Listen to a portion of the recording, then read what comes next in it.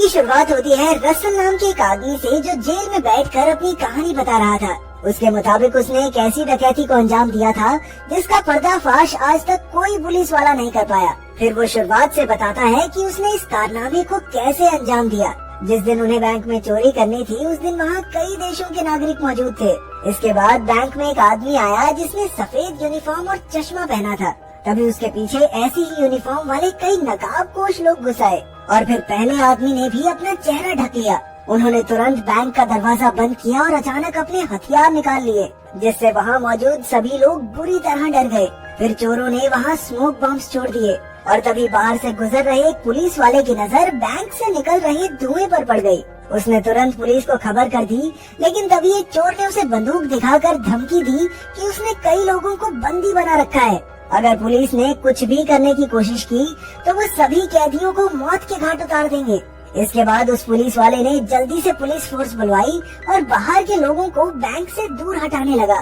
फिर हम detective Frazier को देखते हैं। जैसे ही उसे डकैती की खबर मिली तो वो अपनी टीम के साथ बैंक के बाहर पहुंच गया। कुछ ही पलों में पुलिस ने बैंक को चारों ओर से घेर लिया और तो और वहाँ देश भर के टीवी चैनल भी इकट्ठा हो गए थे। उधर बैंक के मालिक को भी खबर मिली कि उसके बैंक में चोर घुस आए हैं और लोगों को बंदी बना लिया गया है। इधर डिटेक्टिव फ्रेजर और डिटेक्टिव मिलर ने अपनी जांच शुरू कर दी थी। वहीं बैंक में चोरों ने सभी हॉस्टेजेस को एक जगह इकट्ठा किया और सबके फोन जब्त करके एक लिफाफे में डाल दिए। लेकिन बैंक में काम करने वाले पीटर ने उनसे कहा कि वो अपना फोन घर पर ही भूल आया है। तब एक चोर ने किसी का फोन लेकर पीटर के नंबर पर कॉल किया और तभी ऑफिस से उसका फोन बजने की आवाज आने लगी। अब बेचारे पीटर की हवा टाइट हो चुकी थी और उसने चोरों से माफी मांगना शुरू कर दिया। लेकिन गैंग लीडर गुस्से में उसे घसीटकर ऑफिस में ले गया और उसे तब तक पीटा जब तक वो बेहोश नहीं हो गया। आखिरकार उसने बाहर आकर सबको धमकाया कि जिसने भी चालाकी करने की कोशिश की उसका यही हाल होगा। इसके बाद उसने सभी हॉस्टेजेस के कपड़े जबरदस्ती उतरवा कर उन्हें बिल्कुल अपने साथियों जैसे कपड़े पहना दिए। उधर देश भर में डकैती की खबर आग की तरह फैल चुकी थी। तभी बैंक में मौजूद एक बूढ़े आदमी को दिल का दौरा पड़ गया, इसलिए चोरों को मजबूरन उसे बैंक से बाहर भेजना पड़ा। उसके बाहर आते ही पुलिस ने उससे काफी पूछताछ की, लेकिन उन्हें सिर्फ इतना ही पता चला कि अंदर यूनिफॉर्म पहने 4 चोर हैं और उनके पास हथियार भी हैं। इसके बाद हम देखते हैं कि बैंक के मालिक आर्थर ने मैडलिन नाम की एक लड़की को फोन करके मिलने बुलाया। जैसे ही वो आर्थर से मिली तो उसने कहा कि वो जानती है उस बैंक की एक तिजोरी में आर्थर का कोई राज छुपा है। वो जानना चाहती थी कि आखिर उस तिजोरी में है क्या, लेकिन आर्थर ने कहा कि उस तिजोरी में बेहद कीमती चीज है और वो नहीं चाहता कि किसी को भी इसके बारे में कुछ भी पता चले। उधर दोनों डिटेक्टिव्स को खबर मिली कि जिन गाड़ियों से चोर आए थे वो सब चोरी की थी। फिर पुलिस ने बैंक के सीसीटीवी कैमरा से अंदर देखने की कोशिश की पर चोरों ने अब तक उन्हें तोड़ दिया था। इसके बाद अचानक चोरों ने एक हॉस्टेज के गले में बैग डालकर उसे बाहर भेज दिया। फिर जब पुलिस ने उससे बैग लिया तो उन्हें चोरों की लिखी हुई कुछ मांगे मिली। उन्हें रात 9 बजे तक 2 गाड़ियां और एक पायलट के साथ एक हवाई जहाज चाहिए, नहीं तो वो हर घंटे एक आदमी को गोली मार देंगे। उसी वक्त आर्थर ने वहां आकर बैंक के हालातों के बारे में पूछा, लेकिन डिटेक्टिव्स कहने लगे कि वो खुद उसे हर पल की खबर देते रहेंगे। इसके बाद चोरों ने पुलिस से अंदर बंद लोगों के लिए खाने पीने की मांग की और तब डिटेक्टिव को एक तरकीब सूझी। उसने बड़ी चालाकी से खाने के डब्बों में माइक्रोफोन्स लगा दिए ताकि वो बैंक में चोरों की बातें सुन सके। फिर डिटेक्टिव फ्रेजर खुद डिब्बे लेकर बैंक तक पहुंचा और चोरों के बॉस से बात करने की कोशिश की, लेकिन बॉस ने उस पर कोई ध्यान नहीं दिया। आखिरकार उसने वापस आकर माइक्रोफोन्स के जरिए उनकी बातें सुननी शुरू की, लेकिन वो सब किसी अजीब सी भाषा में बात कर रहे थे। आखिरकार उन्होंने एक औरत को बुलाया जो ये भाषा जानती थी, लेकिन उस औरत ने बताया कि ये सिर्फ अल्बेनिया के राष्ट्रपति का भाषण है और कुछ नहीं। असल में चोर काफी शातिर थे और ये पहले से जानते थे कि फ्रेजर चालाकी जरूर करेगा, इसलिए उन्होंने भी उसका वक्त बर्बाद करके थोड़ा फायदा उठा लिया। उधर बैंक में रसल और उसके साथी ने वही तिजोरी खोली और बैंक के मालिक के खुफिया कागजात चुरा कर कीमती हीरे वहीं छोड़ दिए। इधर शहर का मेयर मैडलिन के साथ फ्रेजर से मिलने आ पहुंचा। उसने कहा कि मैडलिन इस केस में उसकी मदद कर सकती है, लेकिन फ्रेजर ने इसके लिए साफ मना कर दिया। तभी रसल ने उसे बैंक से फोन किया और अपनी मांगे पूरी करवाने का दबाव बनाने लगा, पर फ्रेजर ने कहा कि उसे अभी थोड़ा और वक्त चाहिए। उधर मैडलिन ने सीधा रसल को फोन किया और कहा कि वो पुलिस वाली तो नहीं है, लेकिन उसके पास रसल के लिए एक बेहतरीन ऑफर है। आखिरकार रसल ने उसे बैंक में मिलने बुला लिया। जब वो अंदर पहुंची तो उसने रसल से कहा कि पुलिस तो जरूर उसे पूरी उम्र के लिए जेल में कैद कर देगी, लेकिन अगर वो मैडलिन का साथ देगा तो वो उसे बिना किसी इल्जाम के बरी करवा सकती है। साथ ही साथ उसे इस काम के लिए $20 लाख भी मिलेंगे। इस पर रसल ने कहा, देखो मैडम, कहानियां बुनना बंद करो और बताओ कि काम है किसका। लेकिन मैडलिन ने कोई नाम बताने से इनकार कर दिया। तब रसल ने उसे एक कहानी सुनाई। दूसरे विश्व युद्ध के दौरान एक अमेरिकी आदमी स्विट्जरलैंड के बैंक में काम करता था। उसने नाज़ियों के बीच अपने ओहदे का गलत फायदा उठाया और देखते ही देखते वो काफी अमीर हो गया।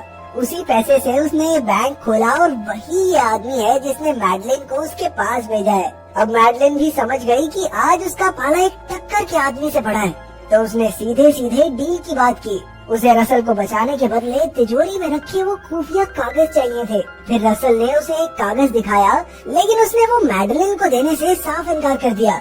आखिरकार मैडलिन चुपचाप वहाँ से चली गई। उसके बाहर आते ही फ्रेजर ने उससे चोरों के बारे में पूछा, तो मैडलिन कहने लगी कि उसे पूरा विश्वास है कि चाहे कुछ भी हो जाए, लेकिन रसल किसी को मारेगा नहीं। वो सिर्फ अपनी बात मनवाने के लिए धमकियां दे रहा है। अब फ्रेजर ने रसल को फोन किया और कहा कि हवाई जहाज तैयार है, लेकिन उससे पहले वो खुद बैंक में जाकर कैदियों की जांच करना चाहता है। रसल मान गया और फिर फ्रेजर बैंक के अंदर पहुंचा। उसने बैंक के सारे कमरों में मौजूद हॉस्टेजेस से बात की और उनकी सलामती देखकर वो बैंक से बाहर जाने लगा। जाते जाते उसने कहा कि चाहे जो भी हो, वो रसल को उम्र कैद की सजा दिलवा कर रहेगा। पर रसल ने भी पूरे कॉन्फिडेंस से कहा कि भाई, मैं तेरी आंखों के सामने से निकल जाऊंगा और तू मुझे पहचान भी नहीं पाएगा। ये सुनकर फ्रेजर ने अचानक उस पर हमला कर दिया, पर एक दूसरे चोर ने पीछे से उसके सर पर बंदूक रख दी। फिर रसल ने कहा, अगर अब हमारी मांगे पूरी नहीं हुई ना, तो ये सब के सब एक एक करके मरेंगे, समझा। आखिरकार फ्रेजर वापस पुलिस टेंट में लौट आया और अब उसे भी यकीन हो चुका था कि रसल किसी को जान से तो नहीं मार सकता। उसी वक्त एक ऑफिसर ने वहां आकर फ्रेजर को बताया कि उसे केस से निकाल दिया गया है और उसकी जगह अब कोई और डिटेक्टिव लेगा। असल में जो नया कैप्टन था वो बैंक पर हमला करके आम लोगों को चोरों से आजाद करवाने का प्लान बना रहा था, और तो और उन्हें बॉम्ब्स को भी ढूंढना था जो चोरों ने बैंक में लगाए थे।